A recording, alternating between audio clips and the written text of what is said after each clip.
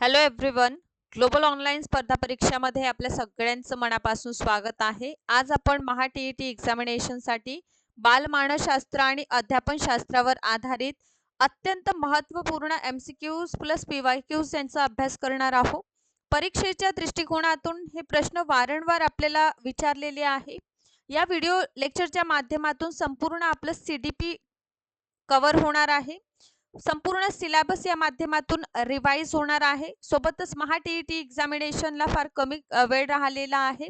अशा वेळी हा व्हिडिओ लेक्चर्स नक्कीच तुम्हाला हेल्पफुल ठरेल, कारण मोस्ट रिपीटेड क्वेश्चन आपण या व्हिडिओ लेक्चर्सच्या माध्यमातून बघणार आहोत. सोबतच महा टी एक्झामिनेशनचा कंप्लीट कोर्स सुद्धा अवेलेबल आहे, ज्यामध्ये लाईव्ह लेक्चर्स आहे, नोट्स अवेलेबल आहे, टेस्ट आहे. याला जॉईन करण्याची फीस 3000 आहे आणि एकच पेपर टार्गेट करीत आहात तर पर पेपर फीस 2000 रुपये आहे. बघा, हे ऑफिशियल नंबर्स आहे. या नंबर्सवर कॉन्टॅक्ट करून आजच कोर्सला जॉईन करू शकता. सो आपण क्वेश्चन कडे वळूया. पहिला क्वेश्चन आहे या सिरीजचा. खालीलपैकी अध्ययनाचे कोणते वैशिष्ट्य नाही? डायरेक्ट प्रश्न आपल्याला विचारलेला आहे. लर्निंग जे आहे, स्टडी जे आहे, त्या संबंधित कोणतं वैशिष्ट्य नाही? ऑप्शन ए बघा, अध्ययन हे कृतीद्वारे घडत असते. ऑप्शन बी आहे, सर्व बालकांचे अध्ययन एकसारखे असते. ऑप्शन सी आहे, अध्ययनात सरावाला महत्त्व असतं. की ऑप्शन 4, अध्ययनासाठी प्रेरणा गरजेची असते. तर इथे विद्यार्थी मित्रांनो, इथे लक्षात घ्या, हा जो आहे सर्व बालकांचे अध्ययन सारखे असते. आता मला सांगा, आपले मित्र मैत्रीण आपण सगळे शिकण्यास सारखे आहो का? म्हणजे सगळेच आपण हुशार आहो असं तुम्हाला कुठेही दिसून आलं का? नाही. याचा अर्थ प्रत्येकाची जे अध्ययन करण्याची क्षमता आहे ते एकसारखी नाही. काही बालक हुशार असतात, काही मध्यम असतात आणि काही मंद प्रवृत्तीचे असतात. त्यामुळे इथे ऑप्शन क्रमांक बी योग्य उत्तर आहे. नेक्स्ट क्वेश्चन आहे, थॉर्नडाईकचे अध्ययन विषयक कोणते नियम सांगितले आहे? ए, रूल ऑफ प्रिपरेशन सांगितला आहे, तयारीचा नियम सांगितलेला आहे, रूल्स ऑफ प्रॅक्टिस सांगितलेला आहे, सरावाचा नियम आहे, सी आहे परिणामांचा नियम आहे, की वरीलपैकी सर्व. तर थॉर्नडाईक यांची विषय आपण बघतो आणि CDP मध्ये थॉर्नडाईक असो, जीन पियाजे असो है ना, किंवा मग वायगोस्की असो, यांच्यावर आपल्याला वारंवार प्रश्न आलेले दिसून येतात. त्यामुळे हा प्रश्न खूप व्यवस्थितरित्या करा. थॉर्नडाईकने तयारी, सराव, परिणामाचा नियम म्हणजे वरीलपैकी सगळेच नियम जे आहे अध्ययनाविषयी. पहा, आपण जेव्हा अध्ययन करतो ना, तेव्हा वारंवार आपल्याला सरावाची आवश्यकता आहे. ते सराव आपण कसं करणार? आपल्याला तयारी अगोदर करावी लागेल, वारंवार त्यावर सराव करावी लागेल, तेव्हाच आपण अंतिमतः आपल्या परिणामापर्यंत पोहोचू शकतो. त्यामुळे इथे योग्य उत्तर ऑप्शन क्रमांक 4 आहे. नेक्स्ट क्वेश्चन आहे, थॉर्नडाईकने सांगितलेला तयारीचा नियम विद्यार्थी विषयक कोणत्या बाबी विचारात घेण्यास सांगते?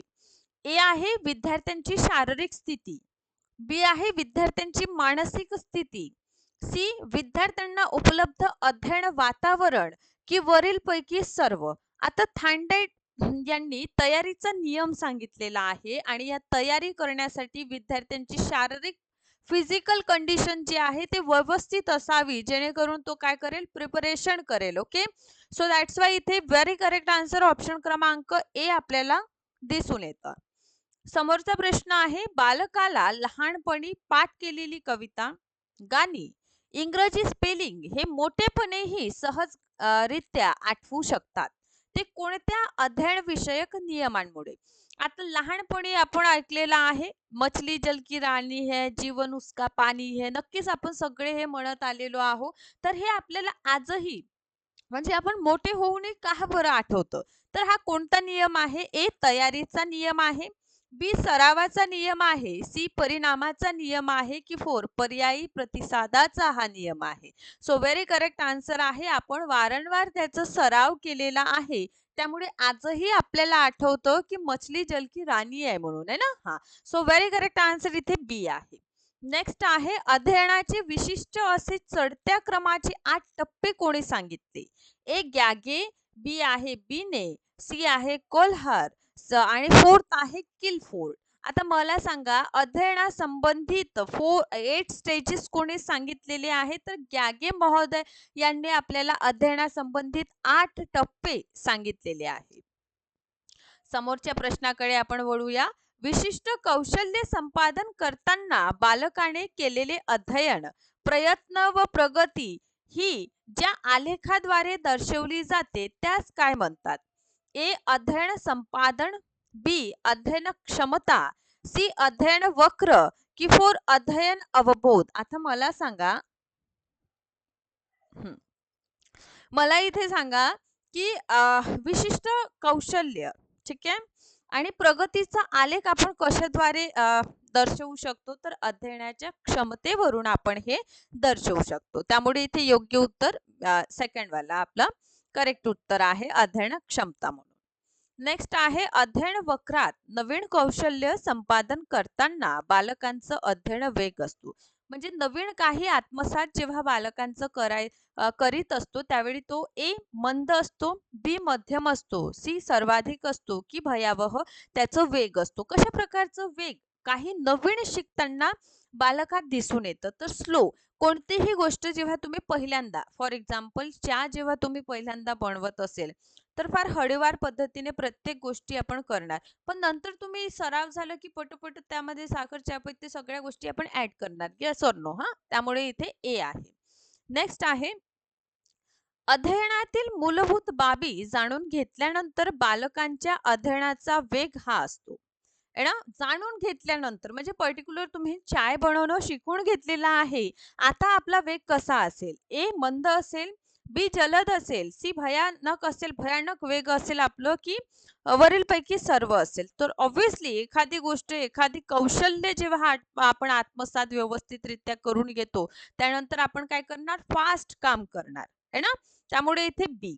नेक्स्ट आहे अध्ययनात प्रगती काही वेळा खुळल्यासारखी दिसते आणि याला आपण काय म्हणायचं? म्हणजे जर आपलं प्रोग्रेस घटत आहे तर याला आपण काय म्हणू? पठारावस्था म्हणू, बी. शारीरिक परिसीमा म्हणू, की सी. अंतिम प्रगतीचा टप्पा आहे की जलद प्रगतीचा टप्पा आहे? सो ऑब्व्हियसली हा काय आहे? पठरा अवस्था आहे. आणि पठरा अवस्थामध्ये बालकांचं म्हणा जे प्रोग्रेस असतं ते स्लो होऊन जात असतं. त्यामुळे इथे आपण योग्य उत्तर आहे ऑप्शन क्रमांक ए. समोरच्या प्रश्नाकडे आपण वळूया. बालकांची अध्ययनविषयक प्रगती नंतर होत नाही. कधी? तर ए. मंद प्रगतीचा टप्पा, बी. जलद प्रगतीचा टप्पा, सी. पठरा अवस्था की फोर्थ शारीरिक परिसीमा. आता मला सांगा की बालकांचं अध्ययन विषयक प्रगती नंतर होत नाही. कधी होत नाही? तर शारीरिक एक फिजिकल जे आपले बाउंड्रीज असतं, ह्या बाउंड्रीजच्या पलीकडे आपली ग्रोथ जी आहे ना ते होऊ शकत नाही. त्यामुळे ऑप्शन क्रमांक 4 इथे योग्य उत्तर आहे. समोरच्या प्रश्नाकडे आपण वळूया.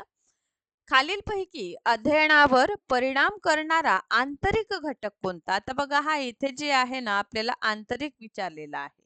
ए. अध्ययनकर्त्याचे वय, बी. प्रेरणा, सी. परिपक्वता की वरीलपैकी सर्व.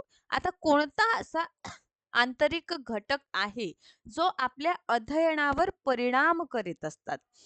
फॅक्टर ऑफ अफेक्टिंग लर्निंग हा विषय आपण अभ्यास केलेला आहे आणि यामध्ये आपण बघतो की वरीलपैकी सर्व.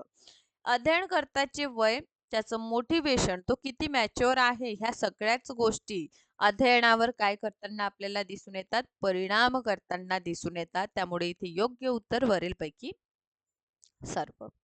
समोरचा प्रश्न आहे खालीलपैकी अध्ययनावर परिणाम करणारा कोणता घटक आंतरिक स्वरूपाचा नाही? इथे बघा, कधीही आता आपण एक्झामिनेशनला जाताना संपूर्ण प्रश्न हा व्यवस्थितरित्या वाचून घ्यायचा, ठीक आहे. Option A. लिंग, ऑप्शन बी. प्रगतीचे ज्ञान, ऑप्शन सी. प्रशंसा व निंदा, आणि ऑप्शन 4 आहे आर्थिक दर्जा. आता मला सांगा कोणता असा घटक आहे जो आंतरिक परिणाम करीत नाही? तर आर्थिक दर्जा हा परिणाम करीत नाही, ठीक. सो ऑब्व्हियसली लिंग, प्रगतीचं ज्ञान, प्रशंसा, निंदा ह्या सगळ्याच गोष्टी आपल्या लर्निंगला म्हणजे इफेक्ट करीत असतात, पण आर्थिक दर्जा म्हणजे आर्थिक पृष्ठभूमी, आपलं स्टेटस काय हे नक्कीच मॅटर करीत नाही. समोरचा प्रश्न आहे खालीलपैकी कोणता घटक अध्ययनावर परिणाम करणारा बाह्य घटक नाही? इथे बघा, एक्सटर्नल विचारलेला आहे, ए सामाजिक दर्जा, बी अध्ययन विषयक सुविधा, सी अध्यापन पद्धती व तंत्रे आणि फोर्थ आहे अवधान व अभिरुची. आता मला सांगा बाह्य घटक कोणता आहे तर अवधान व अभिरुची हे काय आहे बाह्य घटक आपल्याला दिसून येतात त्यामुळे आपण फोर्थ सोबत गेलो. समोरचा प्रश्न आहे अध्यापन करताना विद्यार्थ्यांचे पूर्वज्ञान जागृत करून नवीन ज्ञानविषयक जिज्ञासा निर्माण केल्यास त्यांचे अध्ययन सुकर होईल. असे थांडाईकने मांडलेल्या अध्ययनाच्या पुढीलपैकी कोणत्या नियमानुसार सिद्ध झालेलं आहे. आता बघा प्रिव्हियस नॉलेज आणि प्रिव्हियस नॉलेजच्या आधारावर नवीन नॉलेज जेव्हा आपण गेन करतो तेव्हा अध्ययन सुकर होतं. तर हा कोणता नियम आहे. हे सज्जतेचा नियम आहे ऑप्शन ए. बी पुनरावृत्तीचा हा नियम आहे ऑप्शन बी. ऑप्शन सी परिणामाचा हा नियम आहे की ऑप्शन फोर्थ परागतीचा हा नियम आहे. सो व्हेरी करेक्ट आन्सर आहे हा सज्जतेचा नियम आहे. ज्यामध्ये काय असतं की आपलं प्रिव्हियस नॉलेज असतं आणि प्रिव्हियस नॉलेजच्या आधारावर जेव्हा आपण नवीन नॉलेज गेन करीत असतो आपल्याला ती गोष्ट लवकर कळून येतं त्यामुळे ऑप्शन ए. नेक्स्ट क्वेश्चन आहे अध्ययन वक्रातील पठरावस्थेबाबत खालील काही विधाने दिली आहे त्यापैकी योग्य कोणती आहे. करेक्ट स्टेटमेंट आपल्याला ओळखायचं आहे. ए एखादी गोष्ट शिकवताना पठरावस्था केव्हा येईल हे सांगता येत नाही, सांगता येते. बी आहे पठरावस्था एकदाच येते. सी आहे पठरावस्थेत प्रगती थांबलेली नसते. फोर्थ आहे पठरावस्थेपूर्वी आणि पठरावस्थेनंतर प्रगती होत असते. इथे व्हेरी करेक्ट आन्सर आहे पठरावस्थेपूर्वी आणि पठरावस्थेनंतर प्रगती होत असते, होत नाही. ठीक, चला नेक्स्ट प्रश्न आहे खालीलपैकी व्याख्यान पद्धती संदर्भात कोणते विधान असत्य आहे म्हणजे फॉल्स आपल्याला पाहायचं आहे. अवधान केंद्रीकरण होतं व्याख्यान पद्धती लेक्चर्स मेथड मध्ये. बी कमी वेळात जास्त अध्यापन करता येतं ऑप्शन बी. सी आहे तत्वे सिद्धांत कठीण विषय मांडण्यासाठी लेक्चर मेथडचा यूज केलं जातं की ऑप्शन फोर दुर्मिळ माहिती सहज लेक्चर मेथडच्या माध्यमातून देता येते.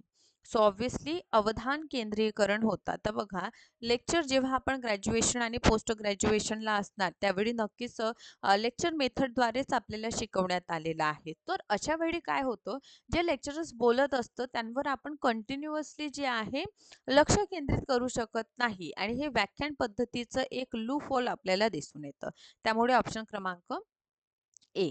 नेक्स्ट आहे अध्यापन हे अध्ययनागी होण्यासाठी काय आवश्यक आहे. ए प्रवर्तक, बी आहे बक्षीस, सी आहे शिक्षा आणि फोर्थ आहे साहित्य. सो ऑब्व्हियसली ते प्रवर्तक असावं जेणेकरून आपण त्याला इंटरेस्ट देऊन ऐकू शकू. नेक्स्ट प्रश्न आहे 1959 साली किलफोर्ट यांनी मांडलेल्या बुद्धिमत्ते विषयी उपपत्तीमध्ये एकूण घटक किती आहे. 120 option A, option B 130, option C आहे 125 की ऑप्शन फोर 110. तर एकूण 120 उपपत्ती गिलफोर्ट महोदयाने सांगितलेली आहे. सो अशा प्रकारे आपण टॉप मोस्ट आलेले क्वेश्चन डिस्कशन केलेला आहे. ओके, अशाच प्रकारे सेशन बघत राहा. सेशनला लाईक करा, शेअर करा, चॅनलला सबस्क्राईब करा. Thank you so much.